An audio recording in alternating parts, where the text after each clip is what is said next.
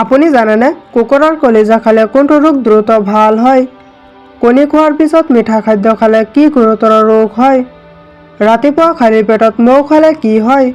এনেকুৱা ধৰণৰ আৰু কিছুমান নজনা প্ৰশ্নসমূহৰ উত্তৰ জানিবলৈ আমাৰ লগতে ভিডিঅ'টোৰ শেষলৈকে থাকিব বুলি আশা ৰাখি ভিডিঅ'টো আৰম্ভ কৰিছোঁ।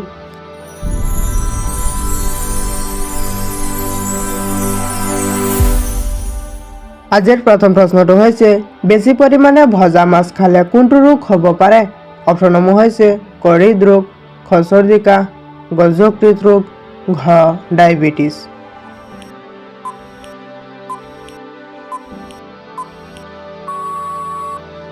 ইয়াৰ ভিতৰত শুদ্ধ উত্তৰটো হ'ব অপশ্যন ক হৃদৰোগ। বেছি পৰিমাণে ভজা মাছ খালে হৃদৰোগ হ'ব পাৰে। আমি আহিছোঁ পৰৱৰ্তী প্ৰশ্নটোলৈ।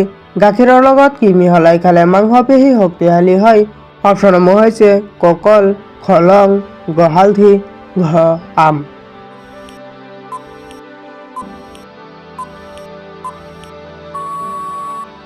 ইয়াৰ ভিতৰত শুদ্ধ উত্তৰটো হ'ব অপশ্যন গ হালধি। গাখীৰৰ লগত হালধি মিহলাই খালে মাংসপেশী শক্তিশালী হয়। আমি আহিছোঁ পৰৱৰ্তী প্ৰশ্নটোলৈ। কোনটো পাচলিয়ে আপোনাৰ ছালখন উজ্জ্বল আৰু সুন্দৰ কৰি তোলে? অপশ্যনসমূহ হৈছে ক বিলাহী, খ মূলা, গ গাজৰ, ঘ চিম।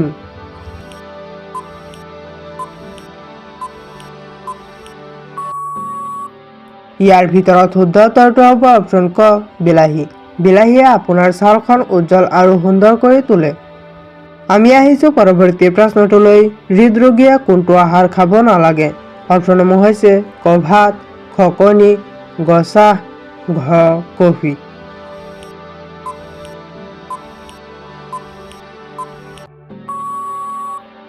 ইয়াৰ ভিতৰত শুদ্ধ উত্তৰটো হ'ব অপশ্যন খ কণী। হৃদৰোগীয়ে কণী খাব নালাগে। আমি আহিছোঁ পৰৱৰ্তী প্ৰশ্নটোলৈ। কুকুৰাৰ কলিজা খালে কোনটো ৰোগ দ্ৰুত ভাল হয়? অপশ্যনসমূহ হৈছে ক ডায়েবেটিছ, খ হৃদৰোগ, গ হাঁপানি, ঘ কিডনী ৰোগ।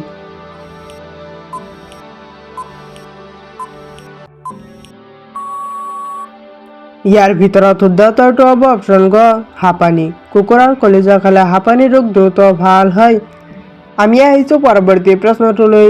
কোনটো অংগ আমাৰ তেজ বিশুদ্ধ কৰে? অপশ্যনসমূহ হৈছে ক বৃক্ক, খ হৃদয়, গ মগজু, ঘ হাঁওফাঁও।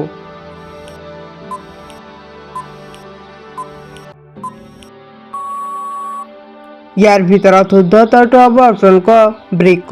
বৃক্কই আমাৰ তেজ বিশুদ্ধ কৰে। আমি আহিছোঁ পৰৱৰ্তী প্ৰশ্নটোলৈ। সাপে কামোৰাৰ পিছত কোনটো গছৰ পাতৰ সোৱাদ মিঠা হয়?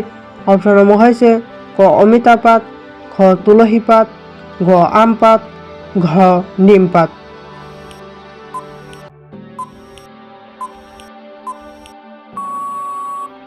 ইয়াৰ ভিতৰত শুদ্ধ উত্তৰটো হ'ব অপশ্যন ঘ নিম পাত। সাপে কামোৰাৰ পিছত নিম গছৰ পাতৰ সোৱাদ মিঠা হয়। আমি আহিছোঁ পৰৱৰ্তী প্ৰশ্নটোলৈ। খালী পেটত কি খালে মানুহৰ কিডনী নষ্ট হ'ব পাৰে? অপশ্যনসমূহ হৈছে ক আপেল, খ নেমু, গ নিমখ, ঘ আঙুৰ।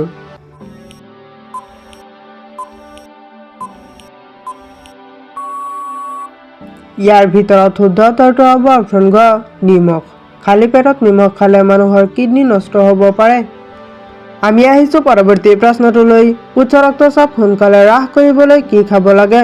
অপশ্যনসমূহ হৈছে ক কমলা, খ অমিতা, গ আনাৰস, ঘ তেঁতেলী।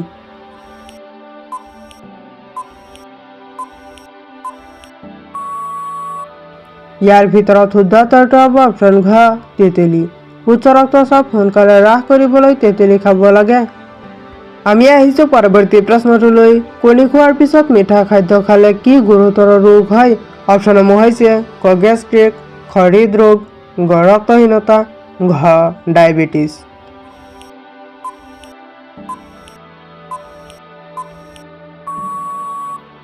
ইয়াৰ ভিতৰত শুদ্ধ উত্তৰটো হ'ব অপশ্যন খ হৃদৰোগ। কণী খোৱাৰ পিছত মিঠা খাদ্য খালে হৃদৰোগ হ'ব পাৰে। আমি আহিছোঁ পৰৱৰ্তী প্ৰশ্নটোলৈ। পনীৰ খালে কোনটো ৰোগ নিৰাময় হয়? অপশ্যনসমূহ হৈছে ক ৰক্তচাপ, খ আলচাৰ, গ ডায়েবেটিছ, ঘ কেঞ্চাৰ ৰোগ।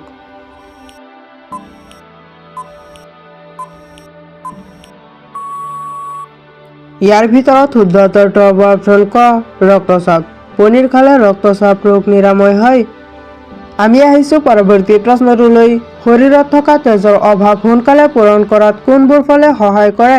অপশ্যনসমূহ হৈছে ক কমলা, খ আপেল, গ অমিতা, ঘ ড্ৰাগন ফল।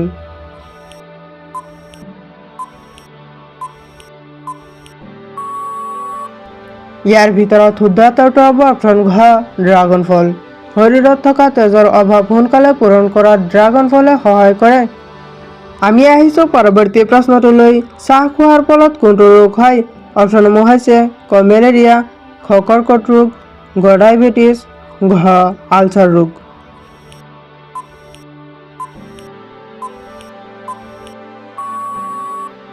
ইয়াৰ ভিতৰত শুদ্ধ উত্তৰটো হ'ব অপশ্যন গ ডায়েবেটিছ। চাহ খোৱাৰ ফলত ডায়েবেটিছ ৰোগ হয়। আমি আহিছোঁ পৰৱৰ্তী প্ৰশ্নটোলৈ। কেঁচা আম খালে কোনটো ৰোগ নিৰাময় হয়? অপশ্যনসমূহ হৈছে ক ডায়েবেটিছ, খ এচিডিটি, গ পাথৰ, গ কেঞ্চাৰ ৰোগ।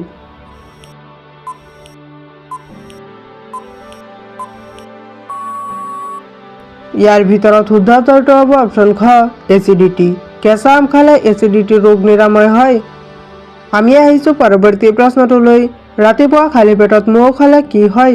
অপশ্যনসমূহ হৈছে ক যকৃত পৰিষ্কাৰ হয়, খ ওজন কমি যায়, গ ওজন বৃদ্ধি হয়, ঘ ডায়েবেটিছ ৰোগ হয়।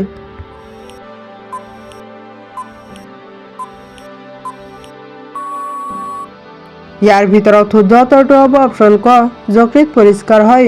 ৰাতিপুৱা খালী পেটত মৌ খালে যকৃত পৰিষ্কাৰ হয়। আমি আহিছোঁ পৰৱৰ্তী প্ৰশ্নটোলৈ। কিহৰ তেল শৰীৰত মালিচ কৰিলে মহ কম কামোৰে? অপশ্যনসমূহ হৈছে ক নিম পাতৰ তেল, খ সৰিয়হৰ তেল, গ নাৰিকল তেল, ঘ পিঁয়াজৰ তেল।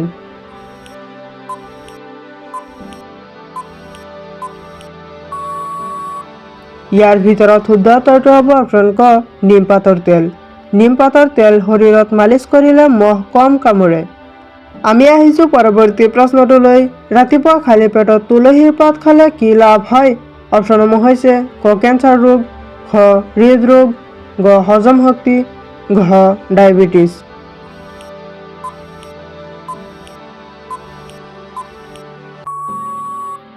ইয়াৰ ভিতৰত শুদ্ধ উত্তৰটো হ'ব অপশ্যন গ হজম শক্তি ভাল হয়। ৰাতিপুৱা খালী পেটত তুলসীৰ পাত খালে হজম শক্তি ভাল হয়। আমি আহিছোঁ পৰৱৰ্তী প্ৰশ্নটোলৈ। মূৰৰ পৰা চুলি সৰি পৰিলে কোনটো ৰোগৰ লক্ষণ হ'ব পাৰে? অপশ্যনসমূহ হৈছে ক জণ্ডিছ, খ হৃদপিণ্ড, গ কিডনী, ঘ থাইৰয়ড।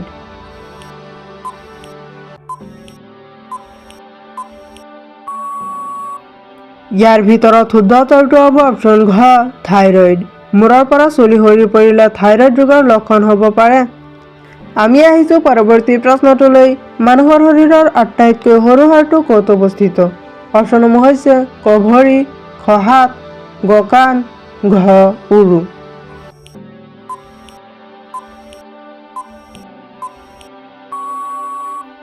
ইয়াৰ ভিতৰত শুদ্ধ উত্তৰটো হ'ব অপশ্যন গ কাণ।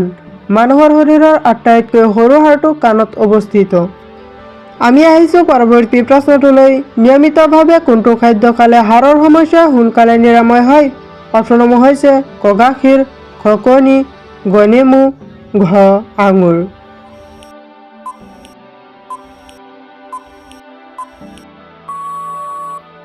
এই প্ৰশ্নটো তোমালোকৰ বাবে ৰখা হৈছে। ইয়াৰ শুদ্ধ উত্তৰটো তোমালোকে কমেণ্টত দিবলৈ যত্ন কৰিবা আৰু ভিডিঅ'টো শেষলৈকে দেখাৰ বাবে ধন্যবাদ। যদি ভিডিঅ'টো ভাল লাগিছে তেনেহ'লে এটা লাইক কৰি দিব আৰু যদি এনেকুৱা ধৰণৰ আৰু কিছুমান নজনা প্ৰশ্নসমূহৰ উত্তৰ জানিব বিচাৰে তেনেহ'লে আমাৰ চেনেলটো ছাবস্ক্ৰাইব কৰি ৰাখিব। Thank U.